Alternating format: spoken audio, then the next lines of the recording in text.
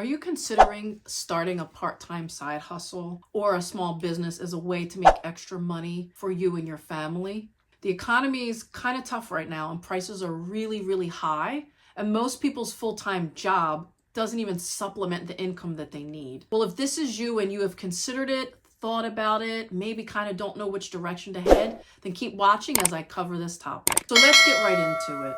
So as I mentioned before, the prices of everything are really, really steep right now. Most people are working full-time jobs that aren't covering the cost of their daily needs. So the Consumer Report actually put out an alert because there are more people in debt consolidation recovery help right now than there have been in the past 20 years. And the reason they found that is because most people are actually charging their groceries and charging their gas because they're not making enough money to make ends meet. So I think it is very, very important to have an extra job, but I don't think you should clock in necessarily for someone else for that extra job unless you can find a company that pays really well. What I recommend is to start a small business of your own on the side. And the reason that I recommend this is because you have to be able to take control of your own life and your own destiny. And you can do that more when you are working for yourself. When you control the amount of money that you can bring in for your family, and when you can control the hours and the times of the days that you can do it, you're able to be more successful. So let's say you have a job where you work 9 to 5 or maybe 9 to 6 or 8 to 6 and you're making, about $75,000 a year. Maybe you're making $40,000. Maybe you wish you were making $40,000, but your hours are already used up at this job. So how are you going to make more money? If you have to go clock in for someone else at a certain time, you're kind of limited in the amount of free time that you have. You're limited in how you can maybe attend your kids' football games or their practices. You can barely make dinner. And this is a struggle that a lot of single moms have. Hats off to single moms. I just don't know how you do it. This is a struggle that a lot of people have. But what happens is a lot of people get really, really down and they get really depressed because of it. And I really want to encourage you not to get down and not to get depressed because you can't make ends meet. I really want to encourage you and let you know that you can actually take control of that. I know we have an election coming up, and a lot of people kind of look to the elections as like, oh, this new politician is going to help me make more money, or they're going to give more tax cuts. Listen, that may be a temporary solution, but there is nit politician that's going to care about you and your family more than you are. So you need to take control and you need to be able to bring in the income that you need. And some people are scared to do it, and maybe that's you. Maybe you think like, I don't know what to do on the side. I don't know how I'm going to have the time to do it. I don't know what business to pursue. I don't know how I'm going to get clients, or I don't have money to even start up a small business. But I challenge you, you are able to do hard things. It might be hard for you to work full time, come home, cook for your kids, run them around like an Uber driver, getting them to practice, and then work on another business at night. It's hard. That's hard, but you can do it. I say you can do it because we were created to do really hard things. We just give up on ourselves too quickly and we think we can't do the hard thing. There's a guy I listen to, Myron Golden, I love him, and he gives the analogy and the example of think about what you could do when you were a baby and think about what you could do now. Like as a baby, you couldn't even chew your own food. You needed formula or breast milk. And now you can eat a steak with your eyes closed. Is it hard for you to eat a steak? Is it hard for you to eat food? No.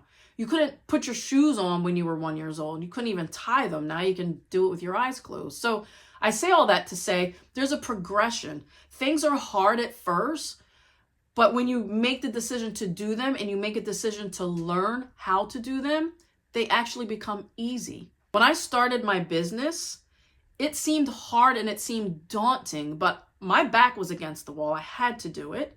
And when I did it, I started to learn as I went, and it actually became a lot easier. So first, I just want to encourage you to take control of your finances and take control of your destiny. Don't wait for people to help you. Don't wait for that boss to give you a raise on your full-time job, because they may not, and they may, and it still may not even be enough. Don't wait for the courage to do it, Because usually when you wait for the courage to do something, the courage usually doesn't come.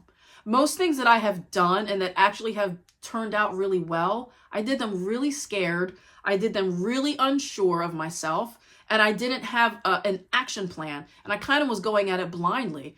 But those are the times that you learn from your mistakes, you learn, you grow, and you build. So that's my encouragement for you. Do not stop trying to find ways to make extra income just because you're facing a few obstacles, mostly in your mind. Most of the obstacles that you're going to face with starting a business for yourself are 9 times out of 10, they're up here. I'm not trying to take away from the fact that some people do have financial constraints, but there's also ways around that. Like maybe you need to cut out getting pedicures, or if you get a Starbucks, or any little way that you can save a little bit of money, maybe for 2 or 3 months, to be able to get the capital that you need, is going to help you in the long run.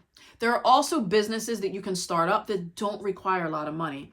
So one of those businesses that I'm going to talk about mostly, because it's a business that I have, is a cleaning business. So with a cleaning business, you need very little startup, probably like $30. You don't need insurance. You don't even need equipment. You don't even need a car. You don't need a website. You don't need business cards. You need like hands and feet. Why do I say that? I'm making it sound so easy because it actually is. I started my cleaning business when I was in college because, like I said, my back was against the wall. I had to move out, get my own apartment, and finish paying my last semester. My parents helped me, of course, but they couldn't do everything. So I started a cleaning business because I had already been cleaning. My parents have been in the cleaning industry since I could walk. And I started it because I needed a job, and I was in college. I was playing basketball. So I couldn't just get like a regular part-time job because the basketball schedule was crazy. My practice schedule was crazy. Class schedule was crazy. So I had to be able to control when I worked and the times that I worked.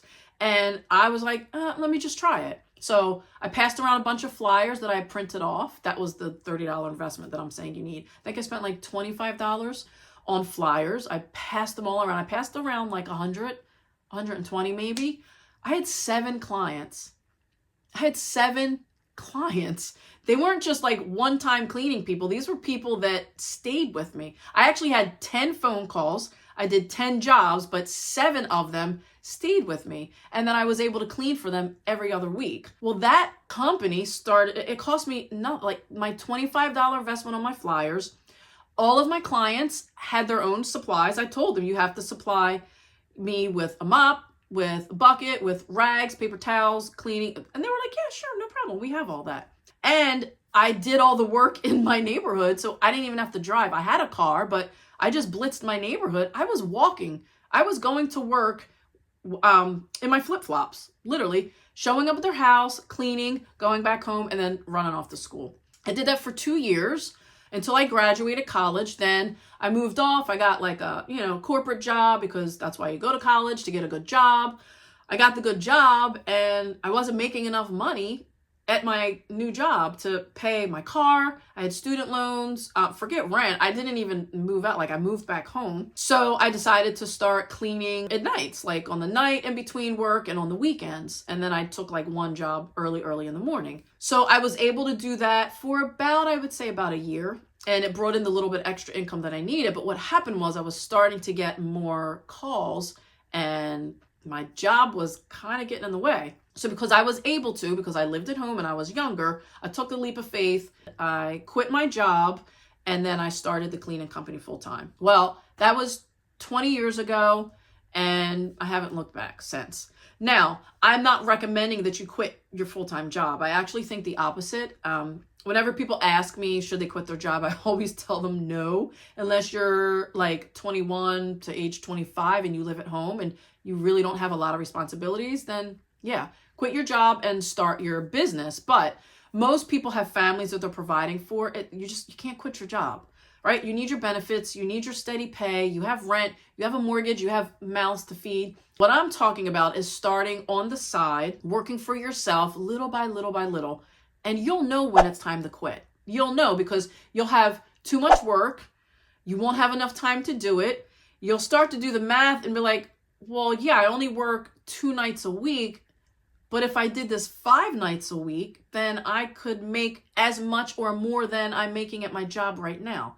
That's the time where you would quit your full-time job and do it on the side. Or maybe you can juggle both. Cleaning business is, it's not glamorous. I'm not going to lie. I love it. It's provided me the life that I love. It's provided me the hours and the flexibility that I love. But some people might just want to do it because you need extra money. Well, you can go and clean 1 or 2 nights a week and just do that for like 3 or 4 years. Maybe you just need extra grocery money right now. Or maybe you're trying to save for a vacation. Or maybe you have like a big credit card that you need to pay down.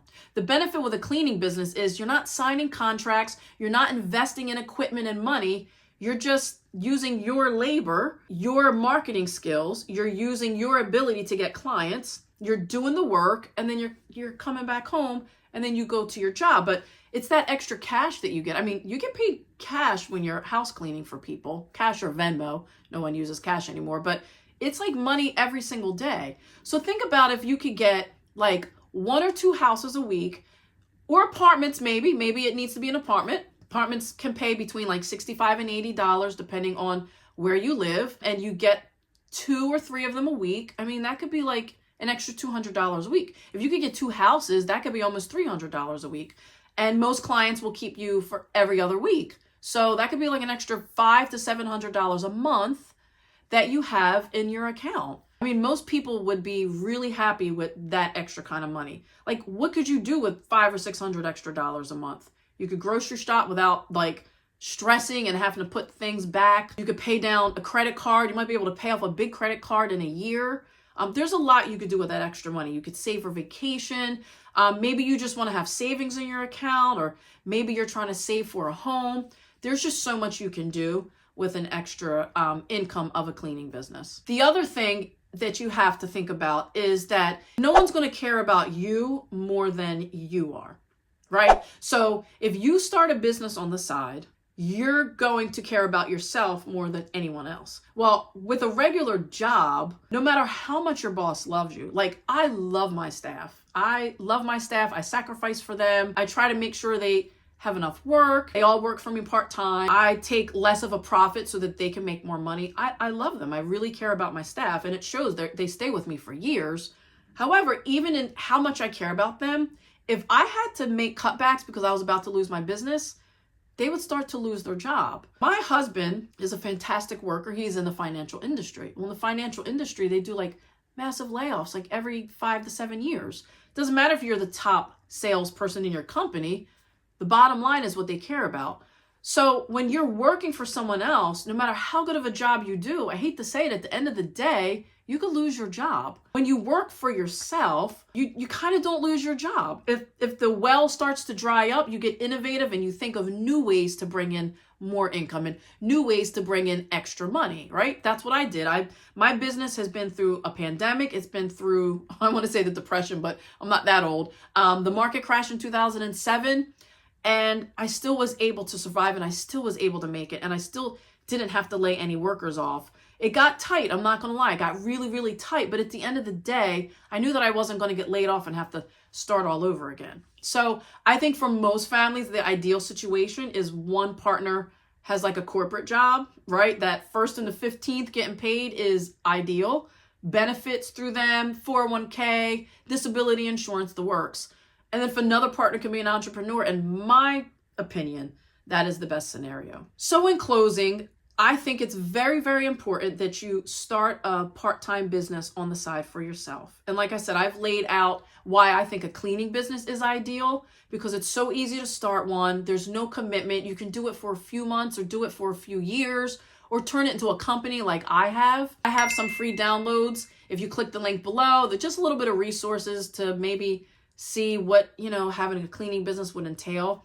But I mostly just want to encourage you to know and believe in yourself, to know and believe that you're able to do really hard things. You're able, yes, that thing that just came into your mind, they're like, yeah, well, I can't do that. You can. You really, really can. You can overcome obstacles. You can do hard things that are scary. You're able to do them. You just have to get out of your own way. You have to stop telling yourself that you can't. You have to stop believing negative thoughts about yourself. You have to stop looking at other people and saying, oh, well, they can do it, but I can't. right? Oh, they can have those things, but I can't. Little old me, I can't do those things. Yes, you can. You can do whatever you put your mind to. So I encourage you to believe in yourself, to pull hard for yourself, because no one else is pulling hard for you. I'm telling you. These politicians, your bosses, they may care, but they don't care. They're not going to care about you the way that you do. So I encourage you to find what it is that you could do to make extra income on the side so that you don't have to live check to check, so that you could start living out the dreams that you had for yourself when you were younger. Everyone has dreams for themselves when they're a kid. There's no reason that you can't start dreaming again. I don't care what age you are. At any age, you can begin to dream again. You can take life by the hands and control it for yourself. I hope you found this video helpful. If you did, you can subscribe. Like I said, I have free downloads below in the link that may help you. And until then, see you next time.